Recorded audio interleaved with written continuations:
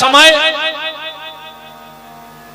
कलयुग ये कैसी उल्टी गंगा बहा रहा है, माता पिता को श्रवण ठोकर लगा रहा है। पहले था एक रावण, पहले थी एक सीता, आज हर गली में रावण सीता चुरा रहा है। और बहनों संभल जाना, बात मेरी मान लेना, आज पापी भी हाथ पे राखी बंधा रहा है। कलयुग ये उल्टी कैसी गंगा बहा रहा है, माता पिता को श्रवण ठोकर लगा रहा है। संध्या ने कहा भोलेनाथ अब मैं ये शरीर नहीं रखना चाहती। शिव जी ने कहा क्यों? बोले जब जब ये शरीर रहेगा तो हमें ये ज्ञान रहेगा कि इस पे पिताजी मोहित हुए थे, तो मुझे लज्जा लगेगी। भगवान शिव ने कहा देवी बेटी संध्या अगर तेरा जन्म हुआ होता तो तू मर जाती, तू तो प्रकट हुई है तो मर तो सकती नहीं। पर जा मैं तुझे एक उपाय बताता हूं, तू यहां से चली जा। जंगल में एक मेधातिथि नाम के महात्मा हवन कर रहे हैं और वे पूर्णाहुति को मंत्र भूल गए। तुम उनके यज्ञ में कूद जा, तुम पुराणों सब भूल जाओ और वे तुम्हारे शरीर को शुद्ध कर दे। संध्या गई और मेधातिथि के यज्ञ में कूद गई। मेधातिथि ने यज्ञ से निकाला, मंत्र शक्ति के द्वारा संध्या को स्वस्थ किया और पुराना सब भुलो दिया। उसी समय निकले सूर्य भगवान, ध्यान से सुन जाइए। अब संध्या सुंदर तो हती, सूर्य नारायण ने देखा तो मेधातिथि के पास आ गए और बोले महात्मा हमें तुम्हारी बिटिया से ब्याह करने। मेधातिथि ने भी विचार करो कि सूर्य से अच्छो दामाद कामिल है।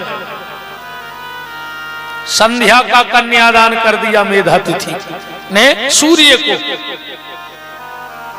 इनके यहां 3 संतानें हुई। जो बड़ा बेटा हुआ सूर्य और संध्या का, उसका नाम था बई बस बत मनु। दूसरा बेटा हुआ जिसका नाम था यमराज। यमराज और धर्मराज एक ही जी, अलग अलग नहीं, दो अलग नहीं है जी, एक ही व्यक्ति के 2 नाम हैं, यमराज और धर्मराज। पर ये नाम अलग अलग क्यों पड़े? बोले जब आप जैसे भक्तों का फैसला करते हैं तो धर्मराज की कुर्सी पे बैठ के, और जब दुष्टों को फैसला कराते हैं तो यमराज की कुर्सी पे बैठ के, यमराज बन के। तीसरी हुई कन्या जिसका नाम था यमुना, जो भगवान श्री कृष्ण को ब्याही गई। अच्छा संध्या बहुत सुंदर हती। सूर्य अपनी पत्नी से भारी प्रेम करते, इतनो प्रेम इतनो प्रेम इतनो प्रेम कि संध्या परेशान हो गई पति के प्रेम से।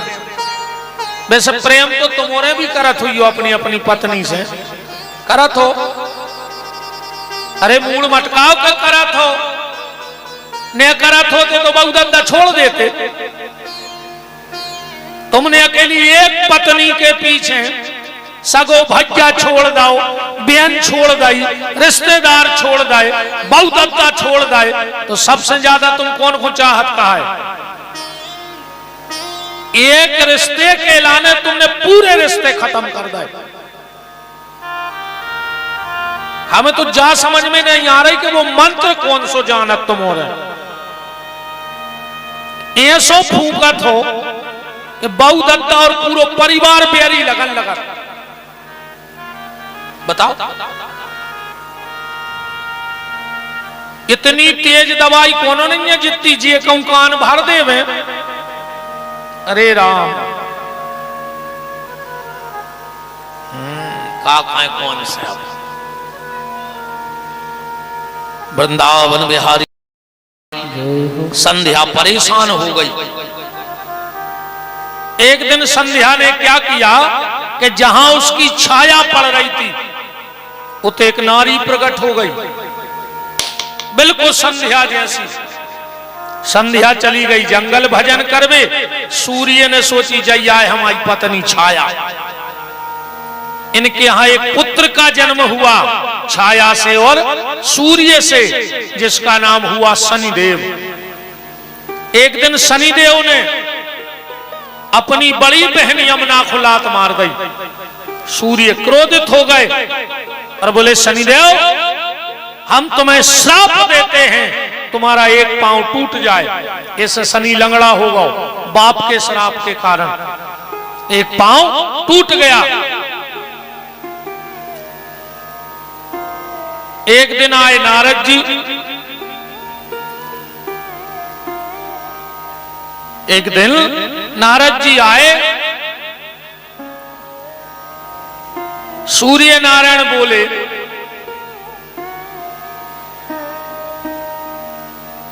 के नारद जी,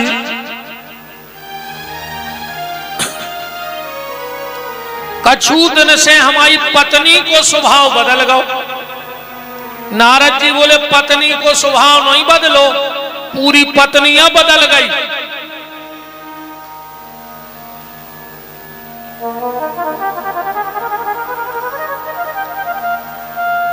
पूरी पत्नी बदल गई। बोले असली कहां है? बोले वह तो जंगल में भजन कर रही। सूर्य नारायण गए खूब ढूंढो पर पत्नी नहीं मिली। नारद जी के यहाँ गए, बोले हमारी पत्नी नहीं मिल रही।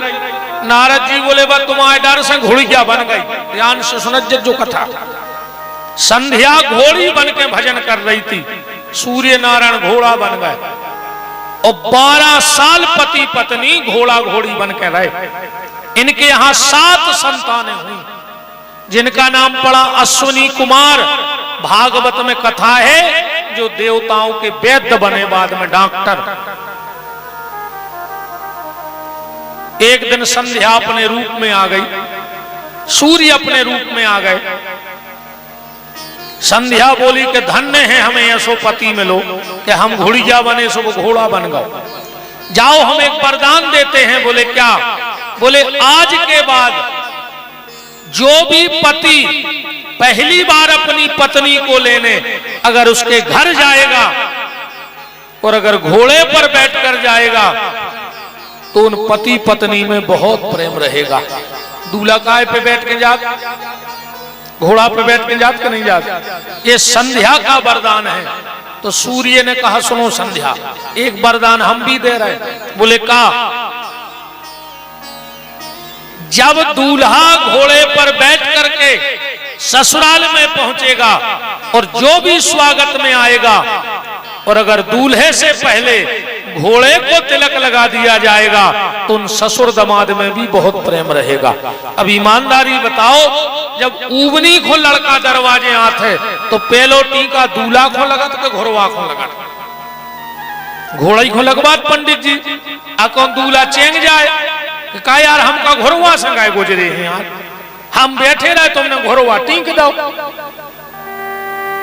अरे तन्नक पे तो लड़ाई हो जात विदा में, कब अनुभव करियो। बहनोई खड़ो रे वे विदा के टाइम और तुम अपने सारे को हल्दी लगवा दियो बस। और फिर का जो आओ कुंवर साहब बिल्कुल के अब ये तो थपे तुम्हारे में हर में, उनको लग गई, सबको लग गई। बोले होते हैं ऐसो के नहीं। तो संध्या ने वरदान दिया और सूर्य ने वरदान दिया। अब शिव जी को पता लगा कि ब्रह्मा अपनी बेटी पर मोहित हो गए। 1 लाख सुनाई शंकर जी ने जाकर ब्रह्मा को, तुम्हें शर्म न लगी, अपनी बेटी पे मोहित हो गए। अब ब्रह्मा जी के तो कछु न पाए, मन भीतर ही भीतर गांठ बांध गए। जबकि कुछ भी बात कभी भीतर नहीं रखनी चाहिए। अगर कोई भी बात भीतर है तो नुकसान तुम्हें होने है, सामने वाले होने दे। अगर तुमने किसी के प्रति नफरत अपने हृदय में रख ली तो वो तो पता नहीं है, पर तुम कुड्डत रहे हो भीतर ही भीतर। भीतर शरीर के कुछ नहीं रखना चाहिए राम के अलावा। अच्छा भोजन तुमोरे करत हो, अको 2 दिना भोजन भीतर ही धरो रे वे पेट में, मर हो के बच हो, मर जाओ। भोजन 24 घंटे से ज्यादा भीतर नहीं रखना चाहिए। पानी 5 घंटे से ज्यादा भीतर नहीं रखना चाहिए। सांस अब कितनी का है, 5 मिनट से ज्यादा भीतर न रखो चाहिए, छोड़ दो चाहिए। भीतर जाए फेंक दो, भीतर जाए फेंक दो। भोजन भीतर जाए 10-20 घंटे में बाहर फेंक दो। पानी भीतर गया उसको भी निकालो। तो जब पेट में भोजन नहीं रह पा रहा है, पानी नहीं रह पा रहा है, सांस नहीं रह पा रही है, तो तुमने दुनिया की बुराई को क्यों अपने मन में रखा है? उसे भी निकाल के फेंक दो, वरना वो भी तुम्हें नुकसानदेह हो जाएगी।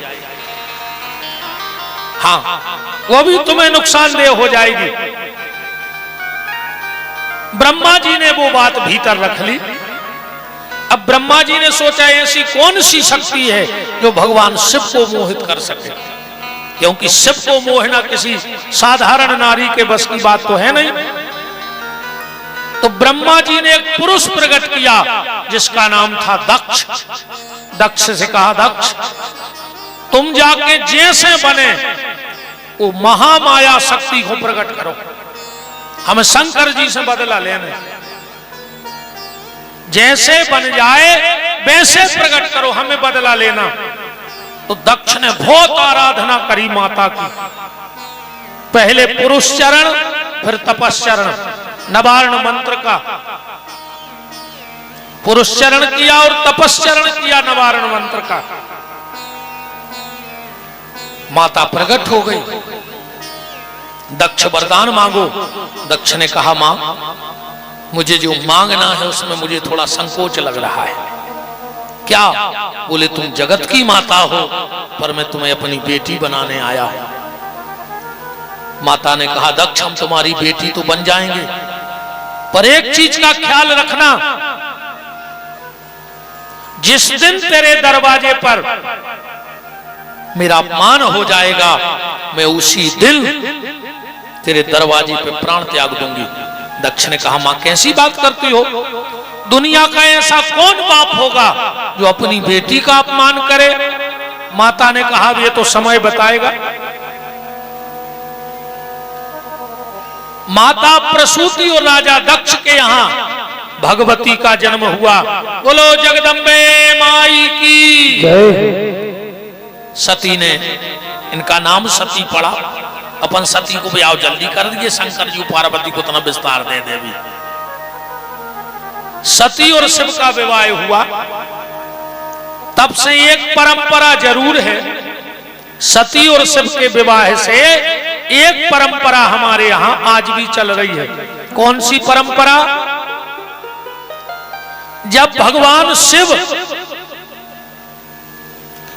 माता सती को लेके जा रहे थे तो बीच में लक्ष्मी जी मिल गई।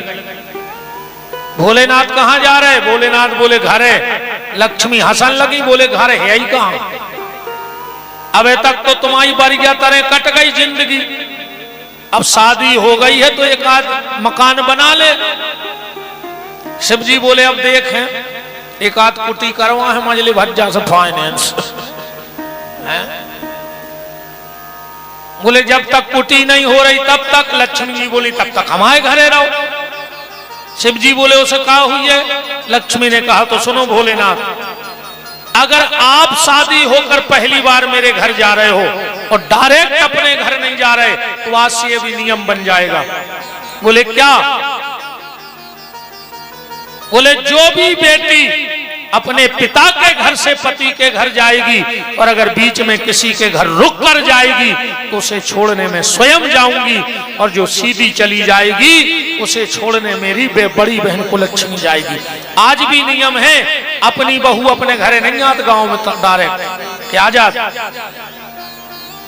कनु अगल बगल वाए के उतरत है, नातेदार के, रिश्तेदार के, व्यवहारी के, कोई के भी रुख है, पर डायरेक्ट बहू अपने घरे नहीं आत। और जो चली जात डायरेक्ट तो राजात, उनको लक्ष्मी नहीं कही जाए कि कही जात। गांव की कहते एक नंबर की को लक्षण हुआ निकली वाह। और न बहू को तो कही जाती आज हमारी लक्ष्मी आ रही, काय बहू के घर रुक के फिर आई है, लक्ष्मी छोड़ने आती है, इसलिए उसको लक्ष्मी बोला जाता है।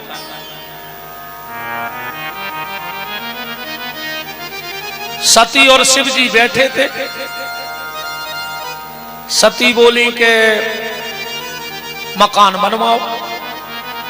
शंकर जी बोले देवी तनकसी है जिंदगी, काय को चक्कर में परी भजन कर ले। सती बोली नहीं मकान बनवाओ।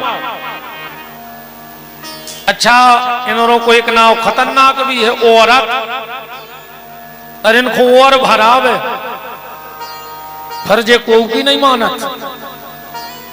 नाव है औरत, गरे खुद औरत नहीं है, औरत गरे खो दौरत। अब जब सती पीछे ही पड़ गई तो शिव जी ने बुलाया इंजीनियर। देवताओं के इंजीनियर का नाम है विश्वकर्मा और राक्षसों के इंजीनियर का नाम है मैदानव। राक्षसों के घर मैदानव बना और देवताओं के घर विश्वकर्मा जी बना। विश्वकर्मा जी से कहा एक आलीशान बंगला तैयार करो, ऐसो मकान बनो जे में सोने की तो नाली हतीरे पानी न करवे। विश्वकर्मा जी आए, बोले प्रभु देख ले। शंकर जी बोले हमें बताओ जी को रहने वो को देख बता दे, बे फाइनल कर दे मैं तो फाइनल कहा। और जब बात बिल्कुल सही है, इंजीनियर तुम्हें कितना समझा देवे मकान, कहूं घर की घरवारी कह देवे कि जा खिड़की टूटने हैं तो घरवारे के बाप को टुड़वाने पर चाहे वास्तु शास्त्र बिगड़ जाए चाहे कछू बिगड़ जाए, आखिरी फैसला घर में घरवारी को चलत। तो उन्हें कह दे कि जो पत्थरा तना नेचो लगो है किचन को टुरवाओ, तो टुरवाने पर चाहे इंजीनियर नहीं कौन जी हो। शंकर जी बोले भज्जा तुम उनको बता दे माता जी को। सती ने कही फाइनल अच्छा बना है। अब बोली के को गृह प्रवेश और करा दे। अब वो समय सबसे विद्वान पंडित था रावण। शंकर जी ने खबर पहुंचा